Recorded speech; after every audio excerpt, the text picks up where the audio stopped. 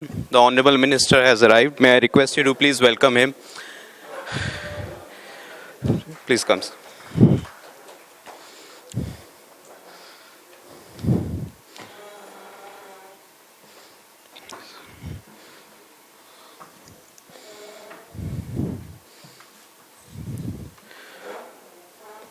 Welcome to Gujarat, sir, on behalf of FICCI. May I request Mr. M.S. Krishnan, the co-chairman of FICCI Capital Goods Committee, to welcome the Honorable Minister with a bouquet of flowers.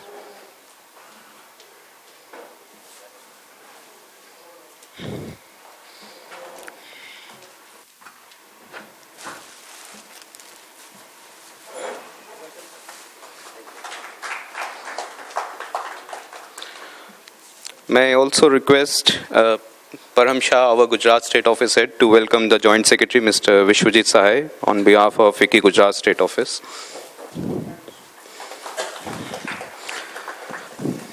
Thank you very much, sir. It's a pleasure to have you here this afternoon, sir. Thanks for kindly agreeing to inaugurate this workshop, which is a joint initiative of DHI and FICCI. Ladies and gentlemen, as you all know, capital goods is an important sector of the Indian economy. It consists of a wide variety of sectors like machine tools, engineering goods, plastic machinery, electrical equipments, etc. There are many aspects to the growth and development of this capital goods sector, and one of the important aspects is the technology development. It is this issue which we are trying to address in this workshop. Technology is an important aspect for the growth and development of capital goods sector. And DHI has launched a scheme for the growth and development of capital goods sector in terms of technology. It was launched last year in November 2014 under the dynamic leadership of Honorable Minister Shri Anand Geeteji. Thank you, sir, for the scheme. And also, we are very honored to have you here in this workshop. We hope to have you in our other workshops. We are going to do these roadshows in other cities also. We would be requesting you to have your presence in the other cities of the country. Honorable Minister wants to reach out this scheme to the large number of industries, especially the small and medium sector, which is present in a good number in this workshop today. And we would like to hear from him his vision and perspective on the technology development for capital goods. Thank you very much, sir. May I now request Mr. M.S. Krishnan, the co-chairman of FICCI Capital Goods Committee, to formally welcome the Honorable Minister and give his welcome remarks. Thank you. Thank you, Chetan. Sri Anand Geete, Honorable Minister for Heavy Industries and Public Enterprises, our patron and supporter, Mr. Sahai, who is Joint Secretary for the DHI and Public Enterprises, Chetan, who heads the vertical of manufacturing on behalf of FICCI, other dignitaries, Mr. Shah, who heads the FICCI organization for the state of Gujarat, Mr. Bhagwati, who heads the National Committee for machine tools and heavy equipments. We have Mr. Ramakrishnan over here, who also heads Chemtrol as well as the PPMI on behalf of that. We also have the ministry officials, our friends from the media, and my dear friends from the industry, ladies and gentlemen. It's a great pleasure for us to be here today in the presence of our Honorable Minister, who has spared his valuable time to come and reach out to all of us and encourage us in this journey towards Make in India and specifically the growth of capital goods industry. Thank you once again, sir, for sparing this time. Under the able guidance of our new government headed by Honorable Prime Minister Mr. Modi, the economy of the country has already taken a reversal. It's already on a revival path. We can see the green shoots of revival in various parts of the industry, but it's only green shoots. You've seen the way the rating agencies have improved the ratings of the country. Currency is almost stable. We have the almost stability brought in the consumer price index and wholesale price index. Well, we are yet to see the real big turnaround, but a large economy of the size of India and a large population of the size of India would certainly be taking time, and we have to be patient. And we are very happy that we are in the right direction, and everybody in the world is accepting it. Though many may have different opinions, having participated in at least one of the fairs along with the delegation of our capital goods industry, along with the Prime Minister, I need to say that we need a brand to export. We need a brand for people to come to India. And this activity taken up by the new government certainly is taking a major thrust. And I need to say that the Hanover Fair was totally sponsored by our ministry, because they were the real, fundamentally for making India, you need to be having a lot more of capital goods industry support to be taken for it. That's on that. We are on the right path in the reforms. We have already seen the GST getting passed in one part of the parliament, and I'm sure the parties should join together, irrespective of what they may have political differences. The country's growth is very important for us, and I'm sure we should have the GST getting passed. We also have Make in India introduced by the government. I have a personal experience of having worked in this industry for now 33 years. And the last 15 years had been very closely associated with the government of India in various activities. And I need to say the first time in the history that we've seen a government openly telling Make in India. Because there was a time when we used to talk about this, people from the government used to say, don't form a Bombay club another time.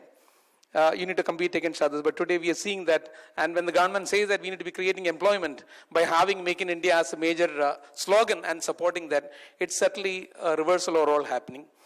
But for it to make really take on, that's where we are starting on today, that whatever are the policy directions and guidance given by the central government is insufficient to revive the industry. Each of the states also have a role to play. Unless there is a tandem of working between the states and the central government, things may take a little longer time. The industry that we belong to, despite having a negative of 3.2% growth in the previous year, the year which just passed, we had a positive 6.2% growth. I mean, I don't know how is it being seen by the entire industry. Capital goods industry has grown by 6.2% in the last year. Maybe because of the growth of some of the larger industries. Maybe small SMEs are yet to be growing. 85% of our industry is represented by SMEs, people like you. It's only the 15% represented by the larger companies. So maybe larger companies have seen the turnaround, smaller ones are yet to be seeing the turnaround in that one. Despite this growth, there are some basic flaws in our India CG system. Especially in the last maybe 6 or 7 years, the number of FTAs signed by the government of India has certainly impacted the growth of capital goods industry, because we had unrestricted flow of capital goods coming into our country from various other countries with whom we have signed the agreement. And we need to be having a relook at that, which our Honorable Minister, our Secretary and Joint Secretary are helping us to be reopening that. Despite, one of the things which has happened is that in Make in India, you will never find an FDI coming from outside for capital goods industry if there is an FDI in existence. If they can get their wares without duty being paid, why would they want to set up a factory in India? So that is something which we need to be very, very careful about, that we're going to have a relook at it. But even then, with all this spoken, 60 and odd years of the mistakes is really going to hit us, because there is a major technological gap existing in the capital goods industry at this point of time. We are nowhere comparable to what is happening in the rest of the world, and complaining to the Indian industry, why aren't you buying from us, when they need to be at cutting edge in their own areas of manufacturing. We need to be improving. That is where the initiative was taken by our ministry, and I need to say that the relentless effort of our minister and the secretary, joint secretary, and everybody put together, and some of the people sitting in front of me, Mr. Chavre, Mr. Larka, kind of people who have really worked on this, where we got a major support from the government of India after maybe, independence first time, such a large corpus of funds being made available for technology development. And this is something which we need to be utilizing. And this is an area where they have sought our help, that they want to reach out to all of us and ensure that we work together and identify the areas where we need to be improving. Because in technology, there are some of the areas where there is no point in we developing technology, because the gap is so high. It would take a longer period of time for our country to be developing it. So the better way for that is we buy the technology. So we identify the items that we need to be buying, and we need to identify the areas where we have the ability within the country to be developing it and bring it up to a level where we can compete with the rest of the world. And that's the kind of discussion the industry should have with the government. Identify and inform them areas where we need protection, support, and I'm sure they will give it to us. FICCI is already cooperating with the government and DHI specifically in two areas. One is in 3D manufacturing, 3D printing.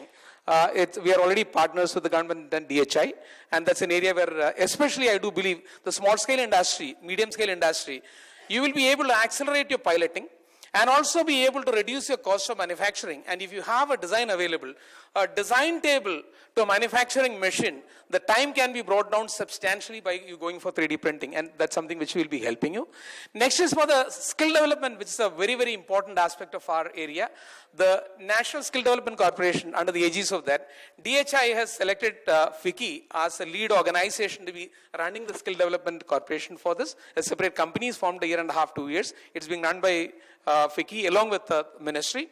And I need to admit that of all the various sector skill councils which are formed, the one which is accelerating at a fairly faster pace is ours, and we can be proud about that. We have virtually identified the skills which are needed for the country in the next 25 years in the capital goods and engineering industry. Now we are working on the next level as to how do we develop it further, and this is an area where we are cooperating.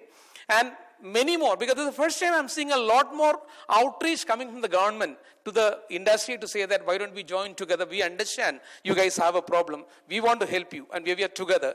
And in that, Honorable Minister, our ministry secretaries, and the officials, we need to really thank you. Thanking you once again for gracing the occasion and coming and being with us. Let me invite Chetan to take the proceeds further. Thank you once again. Wishing a great day for all of us for the rest of the day. Thank you. Thank you, sir.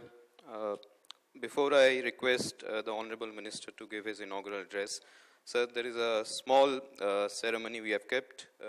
We have prepared, one is the brochure for the scheme, which is there in your folder. I hope everyone has got it. This gives out the details of the scheme. And another is the USB drive, which we have prepared with the support of Department of Heavy Industry, which we will request Honorable Minister to kindly launch that drive. May I request you, sir, if you could kindly, for the media purpose, if you could launch this one, sir.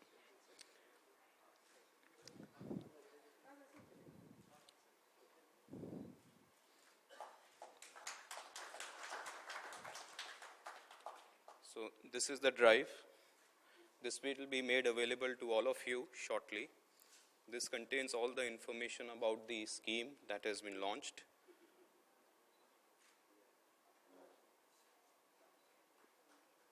It contains the application formats, various application formats of different components of the scheme in